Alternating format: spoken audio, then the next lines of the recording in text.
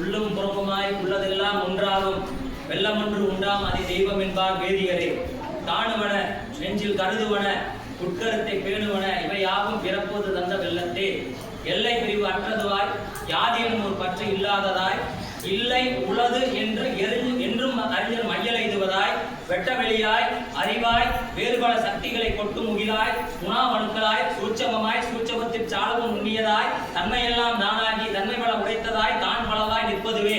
எங்கும் உளான் யாவும் பலான் யாவும் அறிவான் தங்கு பல மதத்தோர் சாற்றுவதும் இங்கிலேயே. வேண்டுவோர் வேட்கையாய் வேட்பாராய் வேட்பாருக்கு இன்று பொருளாய் அதனை ஈட்டுவதாய் நிற்கும் இதே. காண்பார்தன் காட்சியாய் காண்பாராய் மாண்பார்த்திருக்கும் வகுத்துரைக்கை எல்லாதே.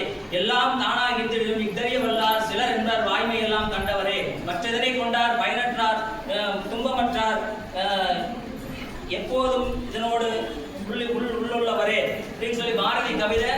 நீங்க இந்த நாங்க உங்களை மாதிரி இருக்கிற காலகட்டத்தில் சிறுசா படிச்சு பழகினதான் இந்த மாதிரி உள்ள கவிதைகளை எல்லாம் படிக்கும் போது எங்களுக்கு உள்ளார்ந்து போய் அவர் என்ன சொல்ல வர்றாருன்ற விஷயத்தை உணர்ந்து படிக்கும் போது இந்த மாதிரி கவிதைகளும் நமக்கு அப்படியே மனப்பாடமா நம்ம எடுத்து அதை சொல்லக்கூடிய அளவுக்கு நம்மளுடைய ஆற்றலை நம்ம வளர்த்துக்க முடியும். மிகப்பெரிய மகான்கள் வாழ்ந்து மறைந்த இந்த பூமி தமிழ் மொழி நமக்கு கொடுத்த கொடை இந்த புத்தகங்கிறது எத்தனையோ எழுதி வச்சிருக்கிறாங்க தமிழ்ல.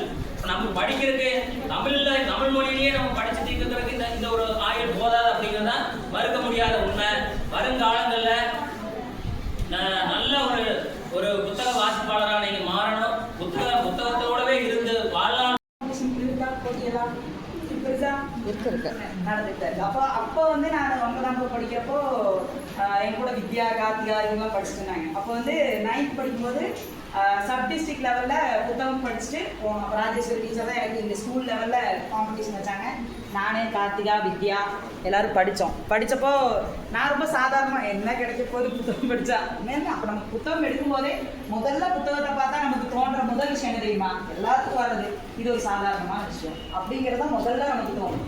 ஆனால் அதுக்கப்புறம் படிக்க நான் அந்த காம்படிஷனுக்கு போனதுக்கப்புறம் ஒரு சப் டிஸ்ட்ரிக்ட் லெவலில் 5வது ரேங்க் வாங்கினேன். அப்போது எல்லா ஸ்கூல்லையும் 5வது ரேங்க் வாங்கினப்போ வித்யா ஃபஸ்ட்டு வாங்கிட்டா. வித்யா ஃபஸ்ட்டு, அப்புறம் கார்த்தியா 3rd அப்படியெல்லாம் எடுத்தாங்க. அப்போ எடுத்தப்போ எனக்கு எல்லாம் சர்டிஃபிகேட் கொடுக்குறாங்க.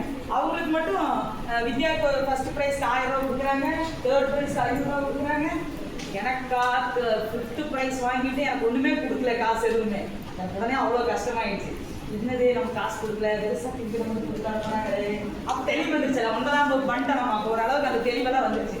நமக்கு மட்டும் கொடுக்கல, அப்போ என்ன பண்ணணும்? அப்போ ஒரு இது வச்சுருந்தாங்க, முதல் 10 இடத்துல வாங்குறவங்களுக்கு மாவட்ட அளவில் போகலாம் அப்படிங்கிற மாதிரி ஒரு ரூல் இருந்துச்சு. அப்போ நான் எத்தனாவது எடுத்திருந்தேன்? 5வது இடம் எடுத்தேன். அப்போ நான் மறுக்காவு டிஸ்ட்ரிக்ட் லெவலில் ரொம்ப போட்டி போட்டு ஒரு மாவட்ட அளவுலங்கிறப்போ நிறைய ஸ்கூல் நீங்கள் நினைக்கிற மாதிரி அப்போல்லாம் நிறைய பேர் காம்படிஷன் இருந்தாங்க. அப்போ அது எல்லாத்தையும் தாண்டி ஒரு பேப்பரில் கூட வந்துருச்சு, மனோரமா நியூஸ் பேப்பரில் அப்போ வந்துருச்சு. ஃபஸ்ட்டு ப்ரைஸ் வித்யா வந்து அப்போவே படிச்சிருந்ததுனால வாங்கிட்டா. அதுக்கப்புறம் செகண்ட் ப்ரைஸ் வெறும் 1/2 மார்க் 1 மார்க். சாரி சார் அப்போவே சொன்னார், வெறும் 1/2 மார்க்கில் போயிருக்குது, வெறும் 1 மார்க்கில் போயிருக்கு செகண்ட் ப்ரைஸ் அப்படின்னு அப்போவே சொன்னார். அப்போ நான் செகண்ட் ப்ரைஸ் வாங்கி அப்போவே நான் ஒரு 3000 ரூபாயோ 4000 ரூபாயோ மாவட்ட அளவில் போய் பாலக்காடு மாவட்டத்தில் போய் வாங்கினேன்.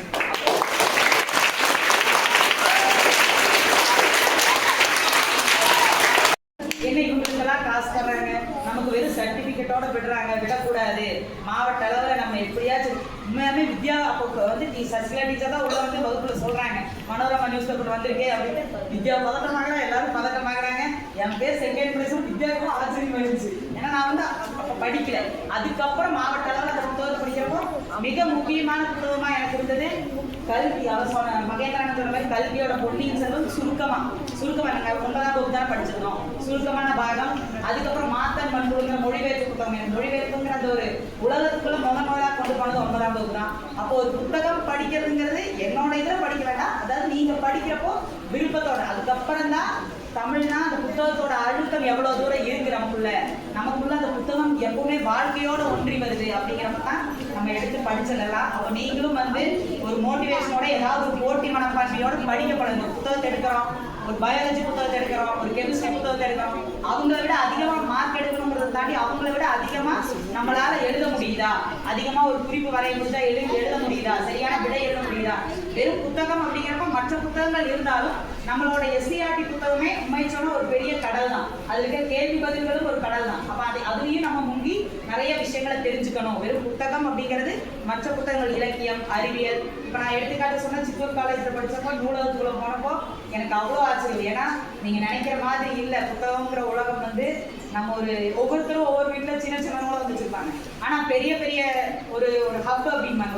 ஒரு இப்போ இருக்கிற தமிழ்நாட்டில் இருக்கிற பெரிய பெரிய அண்ணா நூலகம் அப்படிங்கிற நூலகத்துக்குள்ளெல்லாம் நீங்கள் போயிட்டீங்கன்னா, அதுக்குள்ளே நீங்கள் போயிட்டீங்கன்னா நீங்கள் படிச்சது வெறும் ஒரு பார்ட்டாக தான் இருக்கும். ஆனால் அங்கே இருக்கிற புத்தகங்களோட எண்ணிக்கை பார்த்தா தான் உங்களுக்கு தெரியும் நம்மெல்லாம் எவ்வளோ ரொம்ப ரொம்ப ரொம்ப ரொம்ப ரொம்ப ரொம்ப குறைவாக தான் படிக்கிறோம். நமக்கான நேரமும் ரொம்ப லிமிட்டடாக தான் இருக்கு அப்படிங்கிறது நமக்கு தெரியும். ஆகையால் எல்லாரும் படிங்க, படிக்காம விட்டுறாதீங்க. புத்தகத்தை எடுக்கிறப்பவே ஒரு போட்டி மனப்பான்மையோடய படிங்க. அப்போ தான் அடுத்தவங்களோட நம்ம நிறையா படிக்க முடியும், அவங்களோட நம்மளால போட்டி போட்டு ஜெயிக்க முடியும் அப்படிங்கிற ஒரு இது. அப்போ தான் போட்டி மனப்பான்மை வந்து தான் நல்லா ஆழ்ந்து நம்ம படிப்போம். அது நம்மளை விடாது. போட்டி மனப்பான்மை என்னைக்குமே வேணும். அது ரொம்ப கெட்டதாக போகணும், நல்லதாக போகணும், நல்ல வழியில் முதல்ல போகணும் அப்படிங்கிற ஒரு மனப்பான்மையை கொண்டு வாங்க. எல்லாரும் நல்லா படிங்க, நல்லா படித்து முன்னேறுங்க.